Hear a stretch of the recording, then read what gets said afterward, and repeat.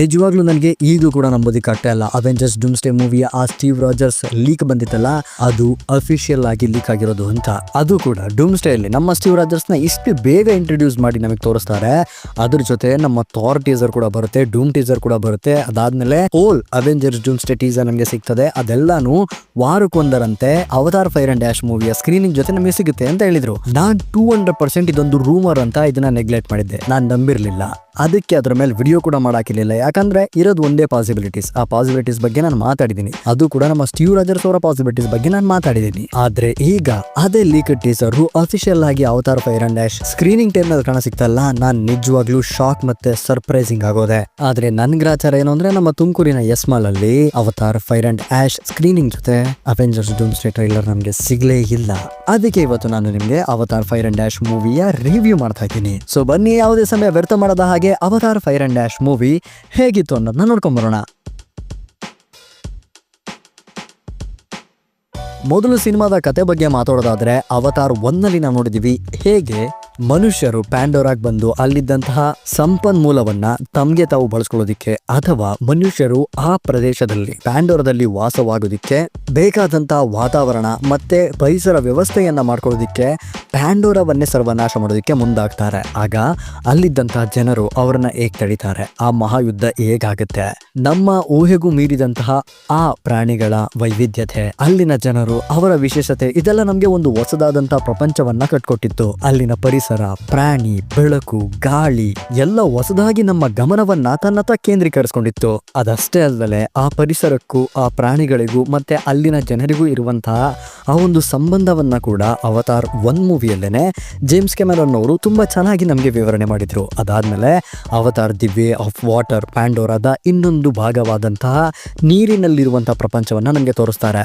ಅಲ್ಲೂ ಕೂಡ ಆ ನೀರಿನಲ್ಲಿರುವಂತಹ ಜೀವಿ, ಆ ಜೀವಿಗಳ ವೈವಿಧ್ಯತೆ, ಆ ಜೀವಿಗಳಿಗೂ ಜನರಿಗೂ ಇರುವಂತಹ ಸಂಬಂಧ, ಬಾಂಧವ್ಯ, ಇನ್ನೊಂದು ಹೊಸ ಜೀವಿಗಳ ಅನ್ವೇಷಣೆ, ಅದೆಲ್ಲ ನಮಗೆ ತುಂಬಾ ವಿಜುವಲಿ ಎಕ್ಸ್ಪೀರಿಯನ್ಸ್ ಮಾಡೋದಿಕ್ಕೆ ಒಳ್ಳೆ ಕಂಟೆಂಟ್ ಆಗಿತ್ತು. ಈ 2 ಮೂವಿಗಳಲ್ಲೂ ಕತೆ ಅತ್ಯಂತ ವಿರಳವಾಗಿ, ಸರಳವಾಗಿ ಒಂದು ಸಾಂಸಾರಿಕವಾದಂತಹ ಸಂಬಂಧವನ್ನ ಬೆಸೆಯುವಂತಹ ಮೌಲ್ಯಗಳನ್ನ ತಿಳಿಸ್ಕೊಡ್ತಾ ಇತ್ತು. ಸೊ ಅದರಂತೆ ಈ ಮೂವಿಯಲ್ಲೂ ಕೂಡ ಸಂಸಾರ ಮತ್ತೆ ಪರಿಸರ ಸಂರಕ್ಷಣೆಯೇ ಒಂದು ಗೋಲ್ ಆಗಿರುತ್ತೆ. ಈ ಕಂಪ್ಲೀಟ್ ಸಿನಿಮಾ ಸಂರಕ್ಷಣೆ ಅನ್ನುವಂತ ಒಂದು ಪದ್ಧತಿ ಮೇಲೆ ನಿಂತಿದೆ. ಈ ಸಿನಿಮಾದ ನಾಯಕ ತನ್ನ ಫ್ಯಾಮಿಲಿಯನ್ನ ಹೇಗೆ ಕಾಪಾಡ್ತಾನೆ, ಪರಿಸರ ತನ್ನನ್ನ ತಾನೇ ಹೇಗೆ ಕಾಪಾಡ್ಕೊಳ್ಳುತ್ತೆ ಅನ್ನುವಂತಹ ಸಿಂಪಲ್ ಸ್ಟೋರಿ ಇಲ್ಲಿದ್ರು ಕೂಡ ಸಿನಿಮಾ ತನ್ನ ವಿಜುವಲೈಸೇಷನ್ ನಲ್ಲಿ, ತನ್ನ ಚಿತ್ರಣದಲ್ಲಿ ಎಲ್ಲ ಪ್ರೇಕ್ಷಕರನ್ನ ಹಿಡಿದಿಟ್ಕೊಳ್ಳುತ್ತೆ. Avatar the way of water ಗಿಂತ Avatar fire and ash movie ತುಂಬಾ ಚೆನ್ನಾಗಿತ್ತು ಅಂತ ನಾನು ಹೇಳೋದಕ್ಕೆ ಇಷ್ಟಪಡ್ತೀನಿ. ಆದ್ರೂ ಕೂಡ ಸಿನಿಮಾದ ಟೈಟಲ್ ಅನ್ನ ನೋಡಿದ್ರೆ ಅವತಾರ್ ಫೈರ್ ಅಂಡ್ ಡ್ಯಾಶ್, ನನ್ನ ಎಕ್ಸ್ಪೆಕ್ಟೇಷನ್ಗಳು ಬೇರೆ ತರ ಇದ್ವು. ಯಾವ ತರ ಅಂತಂದ್ರೆ, ಅವತಾರ್ ಫೈರ್ ಅಂಡ್ ಡ್ಯಾಶ್ ಅಲ್ಲಿ ನಮ್ಗೆಲ್ಲ ಗೊತ್ತಿರೋ ಹಾಗೇನೆ ಫೈರ್ ಪೀಪಲ್ಸ್ ಅಥವಾ ಆಶ್ ಪೀಪಲ್ಸ್ ನಮ್ಗೆ ಕಾಣಸಿಗ್ತಾರೆ ಅನ್ನೋದು ಗೊತ್ತಿತ್ತು. ಸೊ ಅವರ ಆ ಒಂದು ಅನಿಮಲ್ಸ್ ಗಳು ಬೆಂಕಿಯನ್ನ ಉಳ್ತವೆ, ಲೈಕ್ ಡ್ರ್ಯಾಗನ್ಸ್ ಅಂತ ನಾನು ಅನ್ಕೊಂಡಿದ್ದೆ. ಅಷ್ಟೇ ಅಲ್ಲದೆ ಅವರು ವಾಲ್ಕೆನೋ ರೀಜನ್ ಅಲ್ಲಿ ವಾಸವಾಗಿರೋದ್ರಿಂದ ಅಗ್ನಿಯ ಅಂದವನ್ನ ನಮ್ಮ ಜೇಮ್ಸ್ ಕ್ಯಾಮೆರಾನ್ ಅವರು ಇಲ್ಲಿ ತೋರಿಸ್ತಾರೆ ಅಂತ ನಾನು ಎಕ್ಸ್ಪೆಕ್ಟೇಷನ್ ಮಾಡಿದ್ದೆ. ಇದು ಈ ಅವತಾರ್ 1, ಅವತಾರ್ 2 2 ಮೂವಿಗಳಿಗಿಂತ ವಿಭಿನ್ನವಾಗಿರುತ್ತೆ. ಇದು ಬೇರೆ ಒಂದು ಜಾಗದಲ್ಲಿ ಟೇಕ್ ಪ್ಲೇಸ್ ಆಗುತ್ತೆ. ಆ ಬೇರೆ ಒಂದು ಜಾಗ ಈ 2 ಜಾಗವಲ್ಲದೆ ಇದು ಯಾವುದೋ ಒಂದು 3ನೇ ಜಾಗ, ಲೈಕ್ ಇದೊಂದು ಹೊಸ ಜಾಗ. ಆ ಹೊಸ ಜಾಗಕ್ಕೆ ನಮ್ಮ ಜೇಕ್ಸ್ ಅಲ್ಲಿ ಹೋಗ್ತಾರೆ, ಅಥವಾ ಅಲ್ಲಿನ ಜನರು ಇಲ್ಲಿಗೆ ಬರ್ತಾರೆ. ಅವ್ರು ಬಂದಾಗ ಅವರ ಪ್ರಪಂಚ, ಅವರ ಪ್ರಾಣಿಗಳು, ಅವರ ವೈವಿಧ್ಯತೆ, ಅವರ ಒಂದು ಕಲ್ಚರ್ ಅನ್ನ ಜೇಮ್ಸ್ ಕ್ಯಾಮೆರಾನ್ ಅವರು ನಮ್ಗೆ ಇಲ್ಲಿ ತೋರಿಸ್ತಾರೆ ಅಂತ ತುಂಬಾ ಎಕ್ಸ್ಪೆಕ್ಟೇಷನ್ ನಾನು ಮಾಡಿದ್ದೆ. ಆದ್ರೆ ಸಿನಿಮಾದಲ್ಲಿ ನನ್ನ ಎಕ್ಸ್ಪೆಕ್ಟೇಷನ್ಗೆ 1% ರೀಚ್ ಆಗಿಲ್ಲ. ಬಿಕಾಸ್ ನಮ್ಮ ಕಲ್ಪನೆಗಳು ಎಷ್ಟು ದೊಡ್ಡದಾಗಿ ಆಗ್ತಾ ಹೋಗ್ತವೆ ಅಂತ ಅಂದ್ರೆ, we can't stop that imagination. ನಮ್ಮ ಕಲ್ಪನೆಗಳಿಗೆ ಯಾವ್ದು ಬೇಲಿ ಇಲ್ಲ.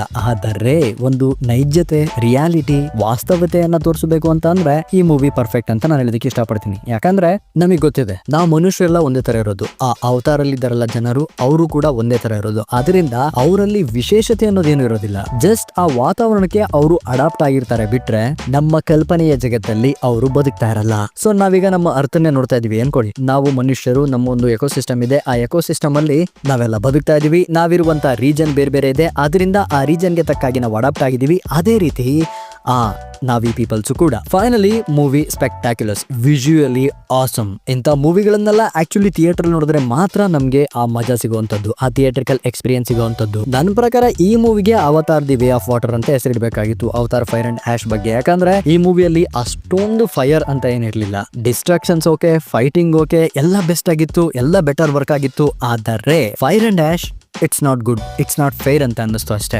ಬೂದಿ ಬಳಕೊಂಡು ಬೆಂಕಿ ಮುಂದೆ ಕುಳಿಯುವಂತ ಜನಾಂಗದವ್ರನ್ನ ಫೈರ್ ಅಂಡ್ ಆಶ್ ಪೀಪಲ್ಸ್ ಅಂತ ಕರೀತಾರೆ ಅಷ್ಟೇ. ಸಿನಿಮಾ ಚೆನ್ನಾಗಿದೆ. ಅವತಾರ್ 1, 2 ಗಿಂತ 3 ತುಂಬಾ ಸಖತ್ತಾಗಿದೆ. ತುಲ್ಕುನ್ಗಳ ಸಭೆ, ಅವುಗಳ ಹೋರಾಟ, ಜೇಕ್ಸ್ ಅಲ್ಲಿ ಮತ್ತೆ ಅವನ ಫ್ಯಾಮಿಲಿ, ಅದ್ರಲ್ಲೂ ವರಾಂಗ್, ಶಿ ಇಸ್ ಸ್ಪೆಕ್ಟಾಕ್ಯುಲಸ್. ನನಗೆ ಆಕೆ ಮೇಲೆ ಲವ್ ಆಗ್ಬಿಡ್ತು. Finally it's a good movie, it's a perfect movie, it's a pure movie, it's a best cinematic experience of the year ಅಂತ ಹೇಳೋದಕ್ಕೆ ನಾನು ಇಷ್ಟಪಡ್ತೀನಿ. ಸೊ ನೀವೇನಾದ್ರೂ ಅವತಾರ್ ಫೈರ್ ಅಂಡ್ ಆಶ್ ಮೂವಿ ನೋಡಿದ್ರೆ ನಿಮ್ಗೆ ಏನ್ ಅನ್ನಿಸ್ತು ಅನ್ನೋದನ್ನ ಕಮೆಂಟ್ ಮಾಡಿ ತಿಳಿಸಿ. ಅಷ್ಟೇ ಅಲ್ದಲೆ ಗುರು 45 ಮೂವಿ ಟ್ರೈಲರ್ ನೋಡಿದ್ರ? ಟ್ರೈಲರ್ ಮಾತ್ರ ನೆಕ್ಸ್ಟ್ ಲೆವೆಲ್ ಇದೆ. ನಾನು ಫಿದಾ ಆಗೋದೆ. ಅದ್ರ ಜೊತೆ ಇನ್ನು ಕಂಟೆಂಟ್ಸ್ಗಳ ಸುರಿಮಳೆಗಳಿದ್ದಾವೆ. ನಾನು ಯಾಕೆ ಇಷ್ಟ ದಿನ ಏನು ಕಂಟೆಂಟ್ಗಳು ಆಗಿಲ್ಲ ಅಂತಂದ್ರೆ ಗೇಮ್ ಆಫ್ ಥ್ರೋನ್ಸ್ ಒಳಗಡೆ ತೆಗ್ಲಾಕೊಂಬಿಟ್ಟಿದ್ದೆ. ಈಗ ಗೇಮ್ ಆಫ್ ಥ್ರೋನ್ಸ್ ಕಂಪ್ಲೀಟ್ ಮಾಡಿದ್ದೀನಿ.